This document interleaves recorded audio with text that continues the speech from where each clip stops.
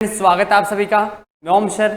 अपन लोग पिछले वीडियो में पढ़ रहे थे प्रयोजन के प्रबंधन में अपन लोगों ने आंतरिक कारक बाह्य कारक का अध्ययन कर लिया था और लास्ट में अपन ने पढ़ा था कि अगर बाघ में एफ्लुएंट की समस्या हो तो उसे हटाने के लिए अपन लोग हार्मोन काम में ले सकते हैं। आज के वीडियो में अपन लोग उन्हीं हार्मोन के बारे में पढ़ने वाले हैं। हार्मोन एक विशेष प्रकार के रसायन है जो पौधे सूक्ष्म मात्रा में पौधे की सारी क्रियात्मक घटनाओं को क्या कर देता है, चेंज कर देता है। तो आज शुरू करेंगे अपन लोग प्रोमोटर्स के बारे में, हार्मोन्स के बारे में। तो जुड़ जाइए मेरे साथ में। आज पढ़ने वाले हैं हार्मोन। क्या पढ़ने वाले हैं? हार्मोन्स के बारे में। तो देखिए पादप हार्मोन।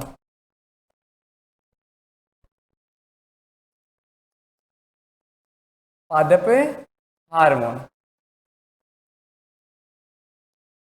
सबसे परिभाषा पौधों में बनने वाले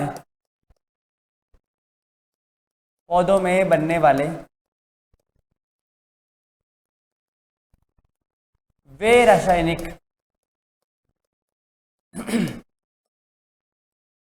व कार्बनिक पदार्थ जो पौधों के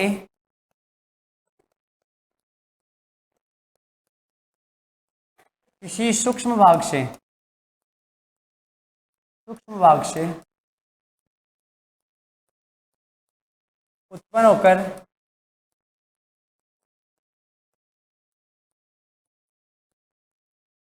उत्पत्ति स्थल से दूर जाकर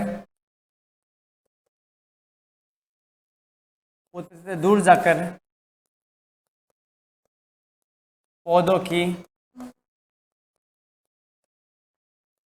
विभिन्न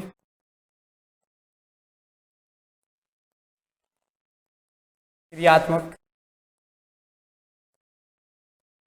क्रियाओं को प्रभावित करते हैं।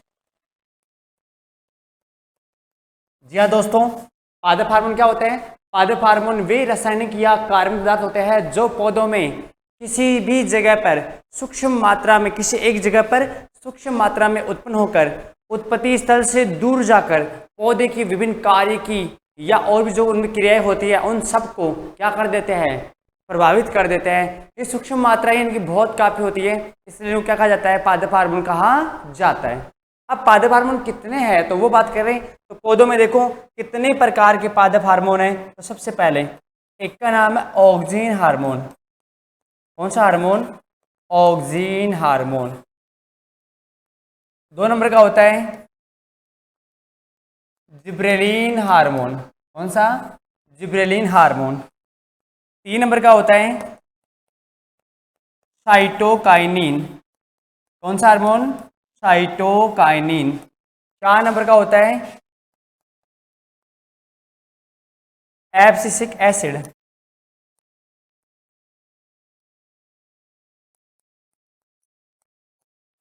एब्सिसिक अब लिख देता हूं मैं ABA, मतलब ABA।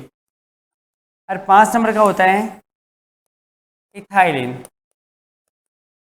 कौन सा होता है? इथाइलिन। देखो बेटा, एक तो होता है वृद्धि को बढ़ाने वाला और एक होता है वृद्धि को रोक लेने वाला। कुछ हार्मोन ऐसे है जो वृद्धि को बढ़ाएंगे और कुछ हार्मोन ऐसे है जो वृद्धि को रोक लेंगे। लेकिन मुख्यतः पौधों में 5 प्रकार के हार्मोन होते हैं, जिनमें से एक का नाम है ऑक्सीन, एक का नाम है जिब्रेलिन, एक का नाम है साइटोकाइनिन, एक का नाम है एब्सिसिक अम्ल या ABA और एक का नाम है इथाइलिन। ये मुख्यतः पौधों के 5 हार्मोन है जो प्राकृतिक भी है और कृत्रिम भी है। इनमें से इनका निर्माण प्राकृतिक रूप से भी हो सकता है और इनको आर्टिफिशियल कृत्रिम रूप से बनाया जा सकता है। आज अपन लोग इन हार्मोन के बारे में एक एक का अध्ययन करने वाले हैं। तो सबसे पहले चलेंगे अपन लोग पहले हार्मोन पर, जिसका नाम है ऑक्सीन हार्मोन। क्या नाम है? Oxygen hormone. सबसे पहला हार्मोन जिसका नाम है ऑक्सीन हार्मोन। अब देखना, सबसे पहले 1928 के अंदर, 1928 के अंदर सबसे पहले इस हार्मोन की खोज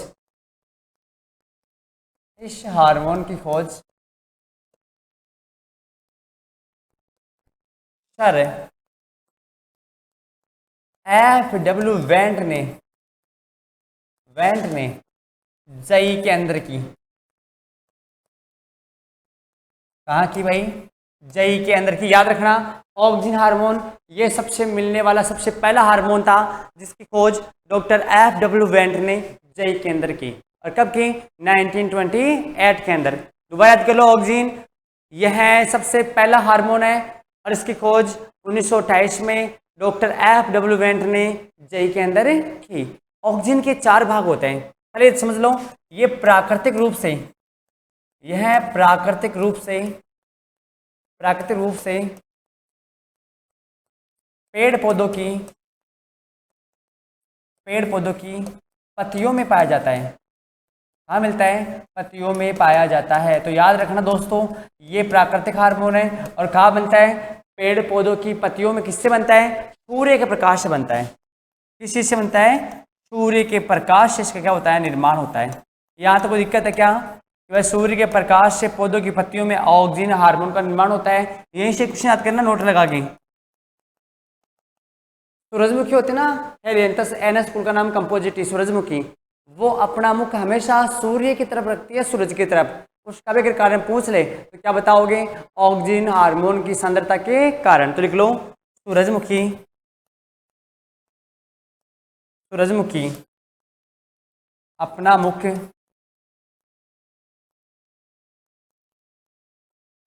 ऑक्सीजन हार्मोन की या ऑक्सीजन हार्मोन की सांद्रता के कारण सूर्य की तरफ रखती है। याद रहेगा कि सूरजमुखी भी अपना मुख ऑक्सीजन हार्मोन या ऑक्सीजन हार्मोन के कारण, है ना, वो सूर्य की तरफ क्या रखती है? मुंह रखती है। दूसरी बात, इस हार्मोन के प्रभाव से, इस हार्मोन की कमी से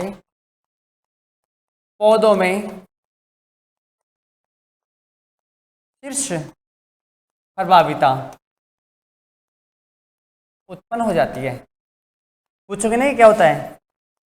अरे पूछोगे नहीं क्या होता है कि ये क्या करता है? ये पौधे में हमेशा वृद्धि को बढ़ाने वाला हार्मोन है। अगर किसी भी पौधे के अंदर दोस्तों इसकी कमी हुई तो ऊपर के शीर्ष भागों में वृद्धि रुक जाएगी, जिसे शीर्ष प्रभाविता कहा जाता है। तो ऑक्सीजन हार्मोन की कमी जब होती है ना तो शीर्ष प्रभाविता हो जाती है, ऊपर की शीर्ष वृद्धियों की वृद्धि नहीं होती। फिर देखो ऑक्सीजन के भाग, ऑक्सीजन के भाग। ऑक्सीजन 2 प्रकार का होता है, एक प्राकृतिक ऑक्सीजन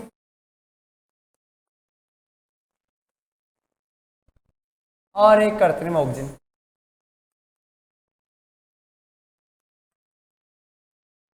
क्या बताया? ऑक्सीजन के 2 भाग होते हैं, एक प्राकृतिक ऑक्सीजन और एक कृत्रिम ऑक्सीजन। प्राकृतिक ऑक्सीजन खुद 2 प्रकार का होता है और कृत्रिम ऑक्सीजन वो भी खुद 2 प्रकार का होता है। देखो प्राकृतिक ऑक्सीजन के 2 भाग होते हैं, एक का नाम IA और एक का नाम IBA। IA का पूरा नाम होता है इंडोल एसिटिक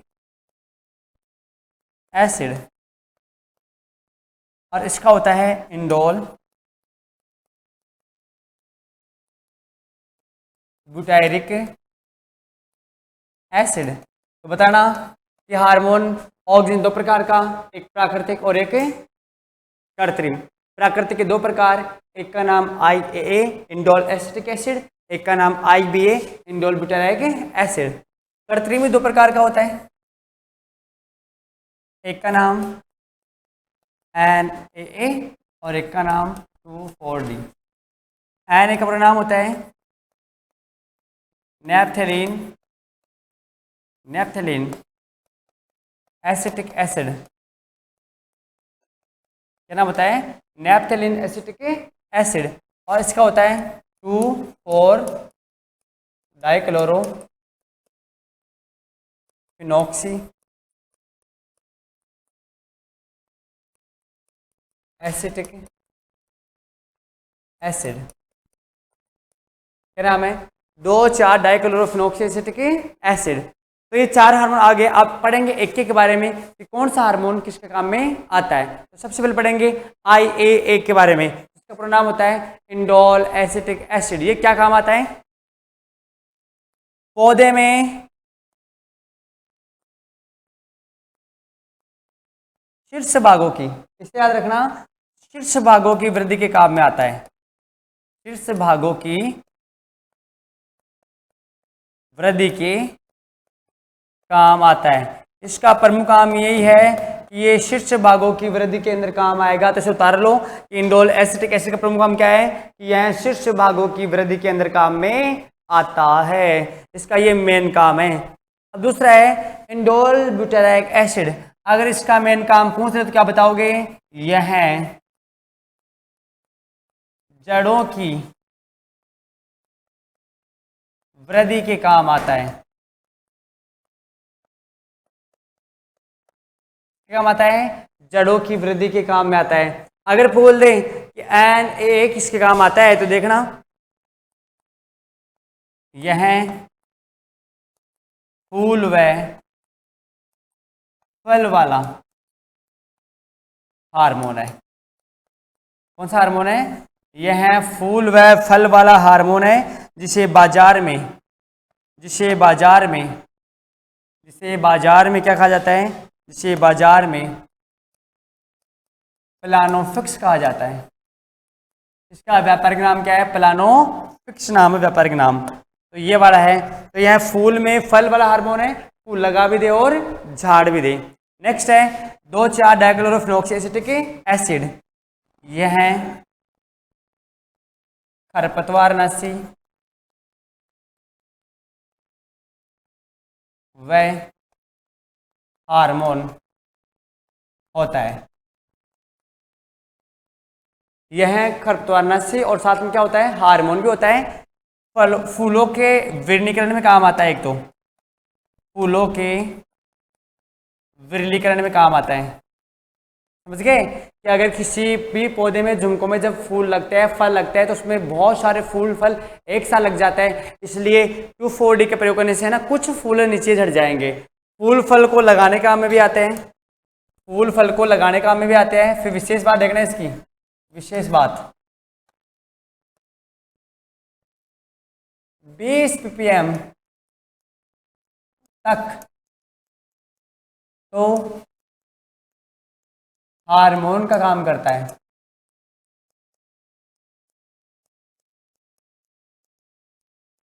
20 ppm से ऊपर, 20 ppm से ऊपर खरपतवारनाशी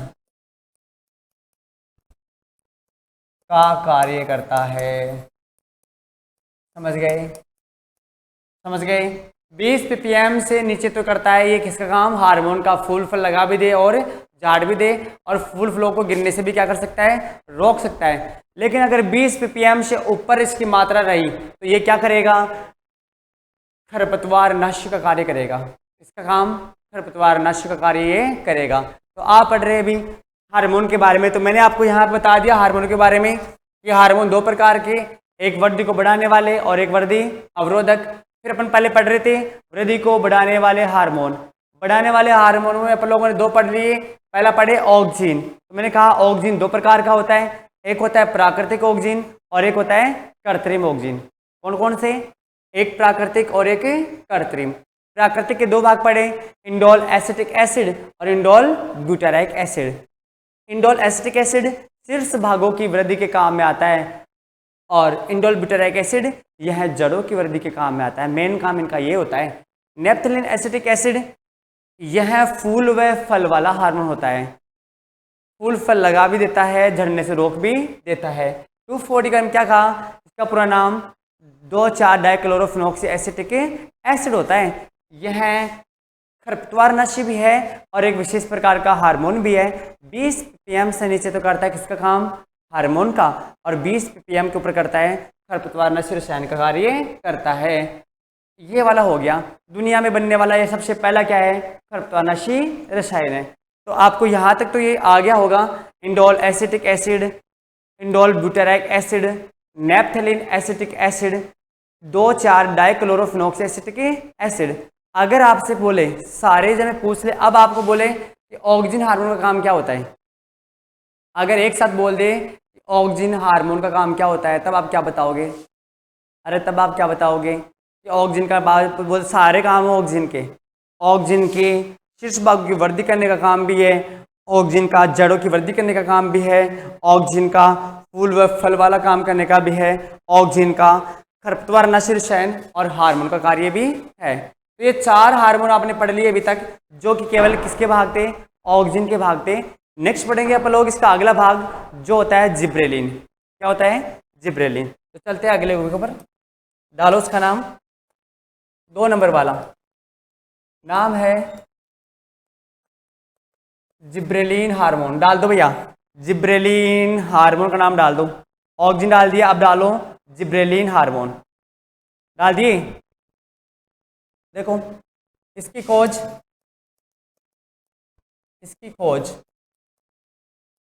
सन 1920 में जापान में डॉक्टर कुरोसावा ने की। कुरोसावा आ जाएगा। जिब्रेलिन की खोज, इसकी खोज 1920 में जापान में डॉक्टर कुरोसावा ने की थी। इसकी खोज, जिब्रेलिन की खोज। यह कोशिका विभाजन में काम करता है। इसमें काम करता है, प्रमुख काम यह कोशिका विभाजन में काम करता है। अरे आ गया, इसका काम क्या है? यह कोशिका विभाजन में काम करता है। साथ में क्या है? यह सुषुप्त अवस्था, इसको बोलते हैं डोरमेंसी। क्या बोलते हैं? डोरमेंसी। मतलब जिब्रेलिन हार्मोन क्या करेगा? डोरमेंसी को तोड़ डालेगा। तो यह सुषुप्त अवस्था डोरमेंसी को तोड़ने के काम में आता है। अरे आ गया कि तोड़ने के काम में आता है। तीसरी बात करें कि किसके काम में आता है, देखो डोरमेंसी को तोड़ने का काम में आता है। तीसरी बात, फलों को बीज रहित करने का काम में आता है। पकाने में सर इथालिन आता है, इथालिन हार्मोन। यह फलों को बीज रहित करने के काम में आता है। क्या करता है? बीज रहित करने के काम में आता है। ठीक है, ये जिब्रेलिन काम है। इनकी छोटी सी मात्रा पौधों में बड़ा कमाल दिखाएगी। ये क्योंकि विशेष प्रकार के हार्मोन होते हैं, इनका प्रयोग करने पर ये सारी क्रियाएं आपको पौधों में देखने को मिल जाएगी। तो ये बीज रहित करता है। जैसे मैं आपको बताऊं, जिब्रेलिन हार्मोन का एक भाग है जो बाजार में आसानी से मिलता है, जिसका नाम है GA3। क्या नाम है? GA3। इसे कहा जाता है जिब्रेलिक एसिड 3। जिब्रेलिक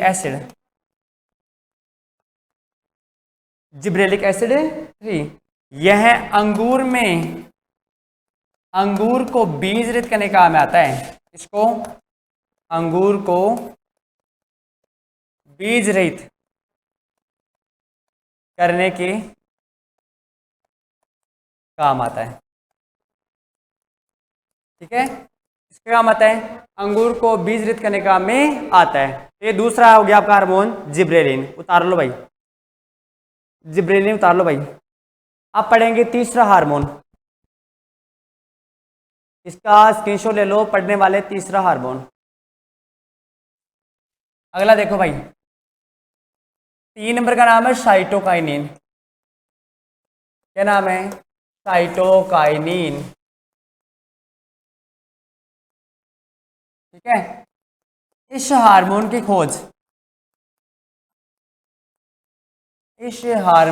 खोज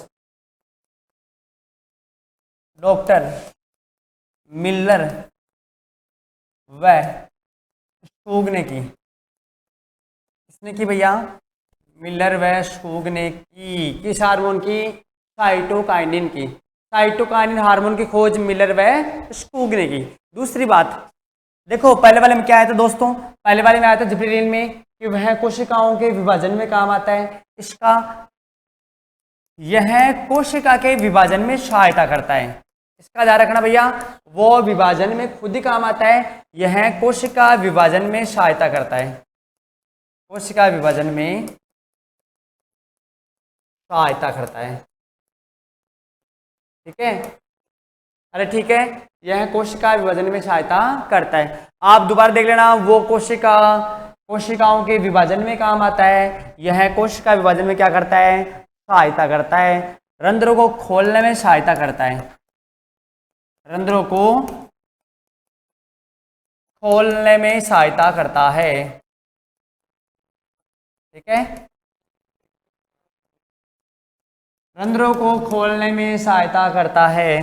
पौधों में आई हुई जीर्णता को दूर करता है, क्या करता है, पौधों में आई हुई जीर्णता को दूर करता है। कौन सा हार्मोन, साइटोकाइनिन हार्मोन। अगर किसी पौधे में कोई जीर्णता आ गई है तो उसे कौन सा हार्मोन पूरा करेगा, ये हार्मोन पूरा करेगा। यहां तक आ गया। और लवकों के विकास में सहायक है, या लवकों के निर्माण में सहायक है, निर्माण में सहायक है। ये रहा भाई आपका साइटोकाइनिन। तो अपन 3 हार्मोन पढ़ लिए, ऑक्सिन, जिब्रेलिन और साइटोकाइनिन। इसका स्क्रीनशॉट ले लो, फिर चले अगले वाले पे। स्क्रीनशॉट ले लो भाई इसका भी।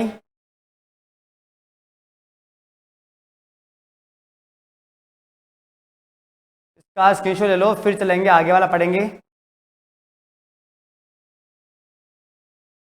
अब है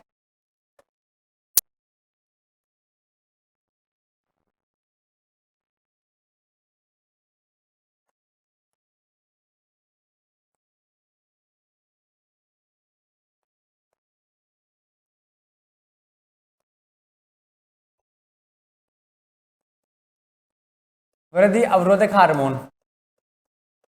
कौन सा, वृद्धि अवरोधक हार्मोन। अब वृद्धि अवरोधक का नाम लेते आप समझ गए होंगे ये हार्मोन कौन सा है। वृद्धि अवरोधक हार्मोन में 1 नंबर का हार्मोन है आपका ABA। कौन सा, ABA, जिसका प्रोनाम होता है एब्सिसिक एसिड, एब्सिसिक या एब्सिसिक अम्ल। ये है ABA हार्मोन, एब्सिसिक अम्ल। अच्छा, वृद्धि को रोकने वाला हार्मोन, कौन सा हार्मोन, वृद्धि को रोकने वाला हार्मोन, ये इसे एंटी जिब्रेलिन कहा जाता है। क्या कहा जाता है, एंटी जिब्रेलिन। आप बोलोगे सर एंटी जिब्रेलिन क्यों कहा जाता है, क्यों, क्योंकि जिब्रेलिन तो डोरमेंसी को तोड़ने का काम करता है, या डोरमेंसी को लाने का काम करता है, इसलिए इसको एंटी जिब्रेलिन कहा जाता है। तो पहली बात तो ये लिखेंगे, 1 नंबर की बात लिखेंगे, यह वृद्धि अवरोधक हार्मोन होता है, यह वृद्धि अवरोधक हार्मोन होता है। ठीक है, यहाँ तो कोई दिक्कत नहीं है। दूसरी बात, वृद्धि अवरोधक तो है ही साथ में, इसे क्या बोलेंगे, इसे एंटी जिब्रेलिन कहा जाता है। अरे क्या कहा जाता है, इसे एंटी जिब्रेलिन कहा जाता है। और मैं बता चुका हूँ इससे एंटी जिब्रेलिन क्यों कहा जाता है, क्योंकि जिब्रेलिन डोरमेंसी को तोड़ता है और ये पौधों में डोरमेंसी को ला देता है। डोरमेंसी का मतलब क्या होता है, सुषुप्तावस्था। तो यह पौधों में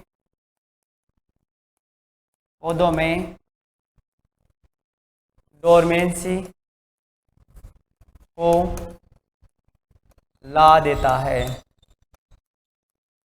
यह पौधों में डोरमेंसी को ला देता है, यह पौधों में सुषुप्त अवस्था को ला देता है। कौन सा हार्मोन, ABA हार्मोन। ठीक है, इसके प्रकोप से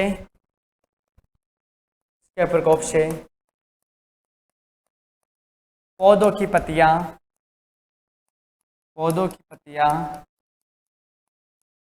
झड़ जाती है।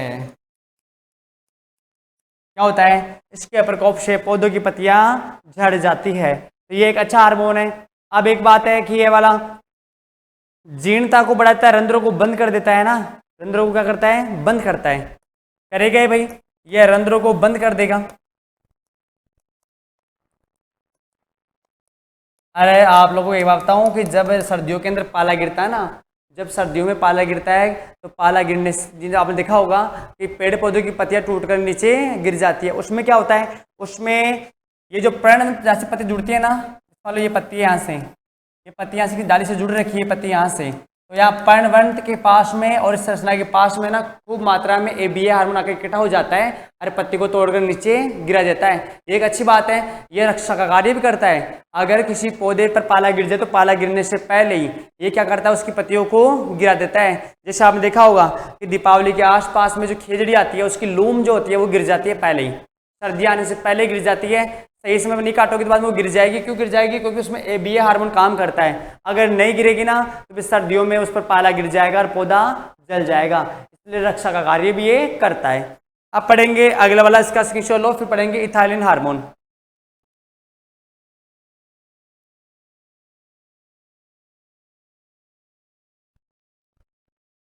जल्दी से ले लो स्क्रीनशॉट। आप पढ़ेंगे इसका अगले वाला। अब है इथाइलिन।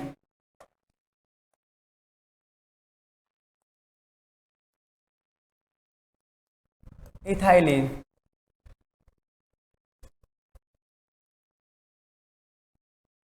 ये वो हार्मोन है जो फलों को पकाने के काम में आता है। किसके काम आता है? फलों को पकाने वाला हार्मोन है। गैसीय हार्मोन है एकमात्र जो फलों को पकाने के काम में आता है। तो सबसे पहली बात, यह गैसीय हार्मोन होता है। गैसीय हार्मोन, यह गैसीय हार्मोन होता है। दूसरी बात, यह फलों को पकाने में काम आता है। यह फलों को पकाने में काम आता है। ये अच्छा क्वेश्चन है भाई। आपसे पूछेंगे कि वह हार्मोन कौन सा है जो गैसीय अवस्था में पाया जाता है, तो क्या बताओगे? इथाइलिन। फिर बोल दें कि वह कौन सा हार्मोन है जो फलों को पकाने का काम आता है, तो क्या बताओगे? इथाइलिन है जो फलों को पकाने का काम में आता है। फिर अगली बात, इसके भाग देखो। एक का नाम है इथ्रेल और एक का नाम है इथेपोन। एक का क्या नाम है?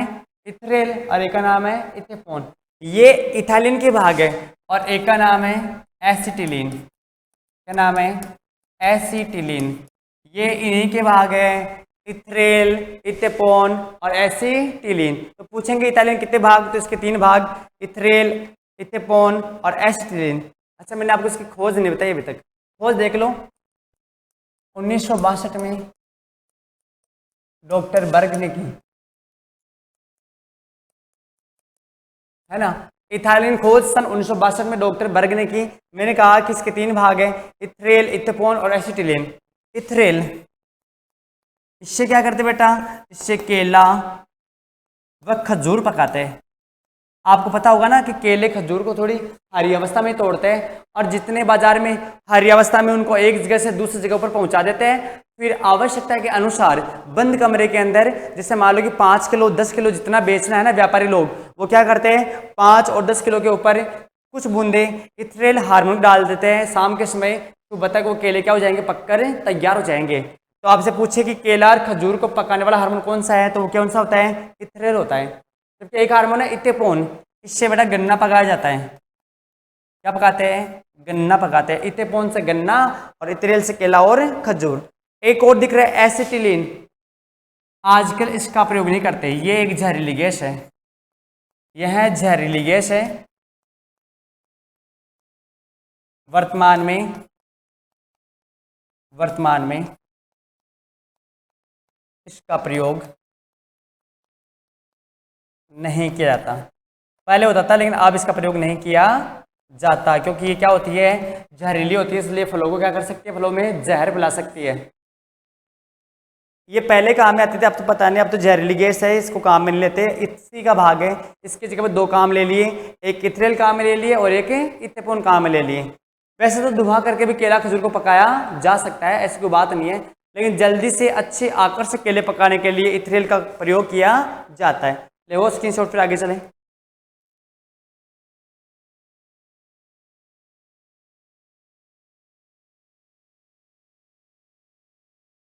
अब देखो हार्मोनों का प्रयोग।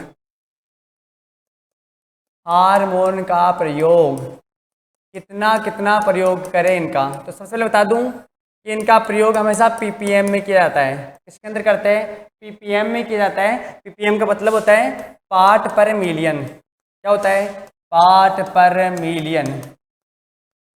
मतलब क्या हो गया? एक भाग रसायन है प्रति 10 लाख भाग पानी। इनको छोड़ो, ऐसे समझो पीपीएम का मतलब क्या होता है भाई? एक भाग रसायन बोल दिया, 10 लाख भाग क्या बोल रहा है? ये पानी बोल रहे हैं। पीपीएम का अगर आपसे मतलब पूछ ले कि पीपीएम क्या होता है, तो आप क्या बताओगे? पीपीएम गोल कैसे बनता है कि जब 1 लीटर पानी में 1 लीटर पानी में 1 ml या 1 ग्राम कोई रसायन घोलते हैं, कोई रसायन घोलते हैं, तो कितने क्या बनता है? तो वो 1 ppm का घोल बनता है। अब अपन बात करेंगे कि इनकी प्रयोग विधि, इनको प्रयोग में कैसे लिया जाए। तो सबसे पहले अगर वानस्पतिक वृद्धि में काम में लेना है तो क्या करना है? तो 1 नंबर देख लो, वानस्पतिक वृद्धि में, वानस्पतिक वृद्धि में हार्मोन का प्रयोग, हार्मोन का प्रयोग। आपको क्या करना है बेटा? अगर जड़ों की वृद्धि करवानी है, किसकी वृद्धि करवानी है? जड़ों की वृद्धि करवानी है। किसी कलम में या किसी पौधे में आपने कलम किया हुआ पौधा है या कोई कलिकाइन कलम आप लगा रहे हो, शीघ्र वृद्धि करवाना चाहते हो, तो 100 से 500 ppm का घोल बनाओ, ppm का IBA का घोल बनाओ। और ये मात्रा आप काम में ले सकते हो जड़ों की वृद्धि में, वनस्पति के वृद्धि में काम में ले सकते हो। अच्छा, गुट्टी के लिए, नींबू वर्गीय पौधों में, नींबू वर्गीय पौधों में गुट्टी के विकास के लिए या गुट्टी के विकास के लिए 100 ppm NaA का प्रयोग कर सकते हो। कितने ppm का? 100 ppm का प्रयोग कर सकते हो। किसके लिए? नींबू वर्गीय फलों में गुट्टी के विकास के लिए। फिर आगे बात करें फूलों के नियंत्रण के लिए, फूलों के नियंत्रण के लिए, फूलों के नियंत्रण के लिए अगर फूल गिर रहे हैं, फूल झड़ रहे हैं या फूल कम ज़्यादा हो रहे हैं ना, तो आप लोग अमरूद में, अनार में क्या करोगे? 500 ppm, 500 ppm का घोल NaA का बनाओगे और इसका क्या करना है? छिड़काव करना है। फूलों के नियंत्रण के लिए 500 ppm नेप्थलीन एसिटिक एसिड का क्या करना है? छिड़काव करना है। अच्छा, फूल और फल को, फूल व फल को, मतलब ऐसे बोल दे कि फूल व फूल लगाने के लिए तो नियंत्रण के लिए कितना? 500 ppm। और अगर फूल व फलों को झड़ने से रोकना है, फूल व फल को झड़ने से रोकना है, झड़ने से रोकना है, रोकना है, तो 15 से 20 ppm 2,4-D का प्रयोग करें। क्या करें? 2,4-D का प्रयोग करें, 2,4 डाइक्लोरोफेनॉक्सी एसिड का। ले वो स्क्रीनशॉट।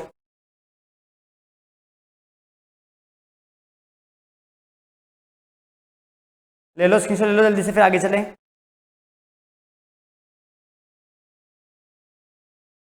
लो भाई अगले देखो। अगर फलों को पकाना है तो फलों को पकाने के लिए, फलों को पकाने के लिए 500 से 1,000 ppm,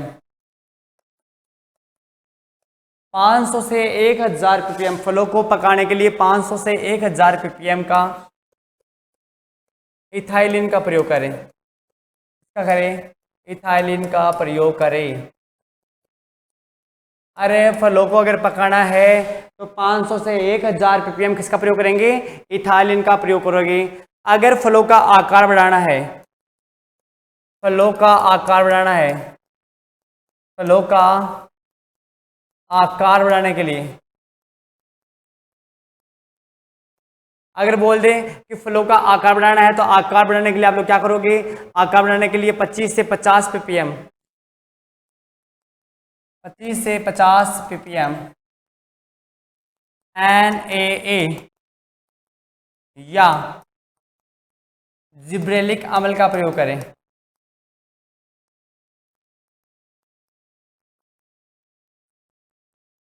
ठीक, अगर बोले कि फ्लो का आकार बढ़ाना है तो क्या बताओगे, फ्लो के आकार को बढ़ाने के लिए 25 से 50 ppm नेप्थलीन एसिटिक एसिड और जिब्रेलिन अम्ल का क्या करें, प्रयोग करें। फिर बोल दें फ्लो को बीजरहित करने में, तो फ्लो को बीजरहित करने में अपने पास में IAA, IBA और NaA और जिब्रेलिन का प्रयोग कर सकते हो। ठीक है, किन किन का, IA का, IBA का और NaA का और जिब्रेलिन का प्रयोग किसमें कर सकते हो, फ्लो को बीजरहित करने में कर सकते हो। ले वो स्क्रीनशॉट, फिर आगे चले, स्क्रीनशॉट ले लो फिर आगे चलेंगे भाई। आप पढ़ने वाले हैं आगे कि इनका प्रयोग कैसे कैसे कर सकते हो।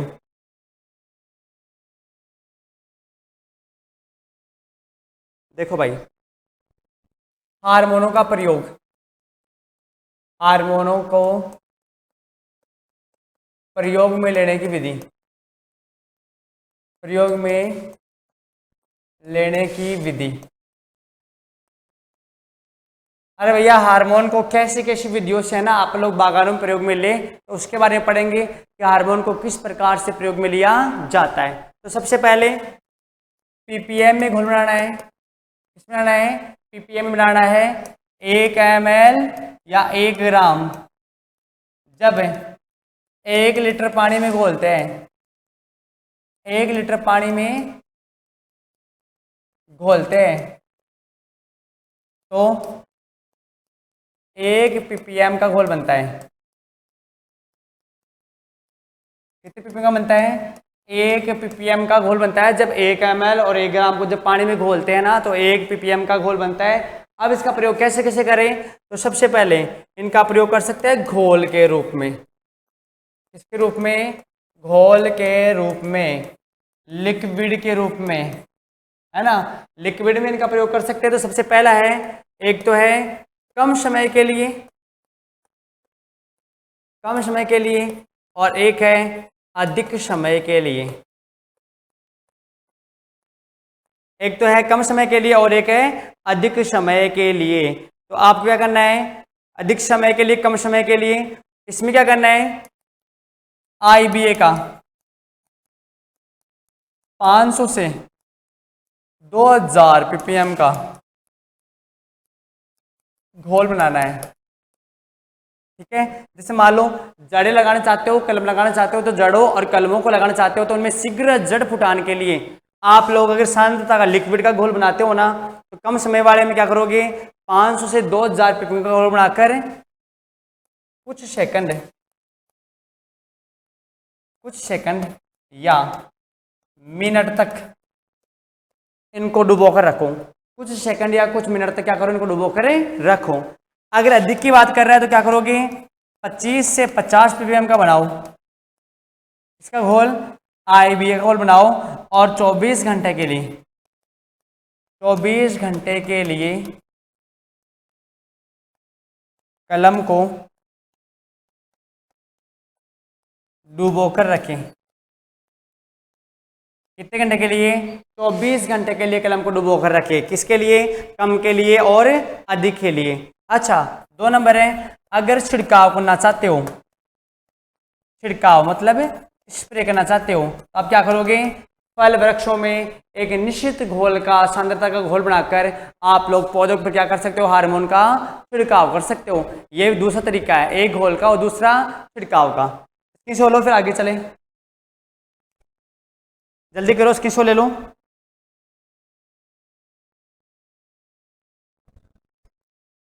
तीन नंबर है पाउडर के रूप में, पाउडर के रूप में,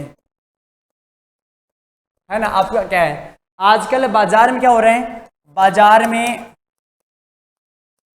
में रूटेक्स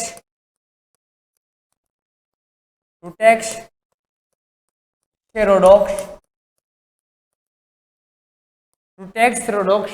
प्रकार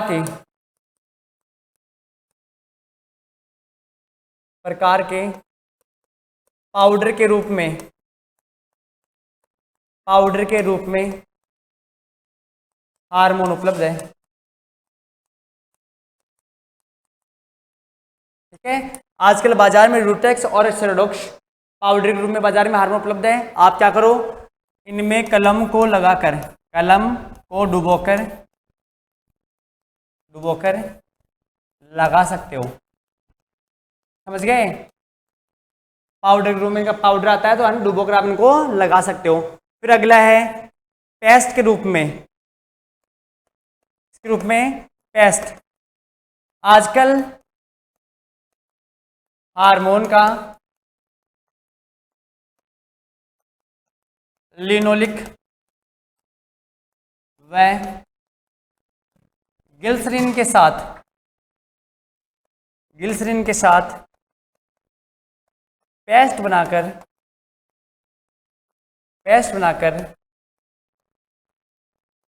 प्रयोग में ले सकते हो। समझ गए, पेस्ट बनाकर प्रयोग में ले सकते हो। यहाँ तक का स्किल, फिर आगे चले।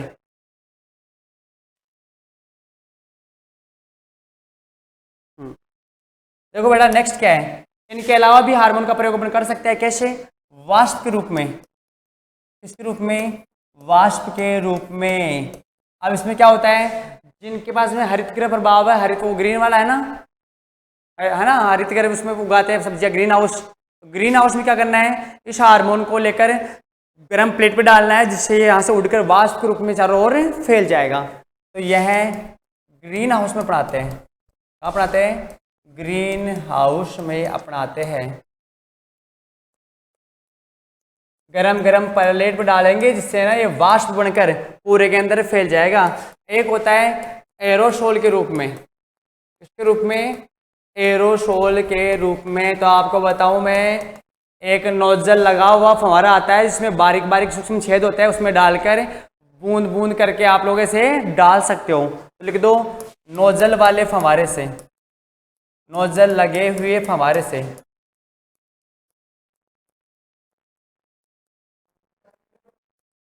नोजल लगे हुए फव्वारे से कर सकते हो। लास्ट अपने पास में एक उपाय और है, जिससे भी अपन हार्मोन लगा सकते हो, उसका नाम है इंजेक्शन के द्वारा। इसके द्वारा, इंजेक्शन के द्वारा। इसमें क्या करेंगे, इसमें पौधों के जाइलम उत्तक में हार्मोन का इंजेक्शन लगा दिया जाता है। तो लिख दो, जाइलम उत्तक में हार्मोन का इंजेक्शन लगा दिया जाता है। इंजेक्शन लगा दिया जाता है। तो दोस्तों ये थे आपके हार्मोन, जो आपको समझ में आ गए होंगे। अगले भाग में पढ़ेगा इसका अगला भाग या अगला चैप्टर। तब तक के लिए धन्यवाद।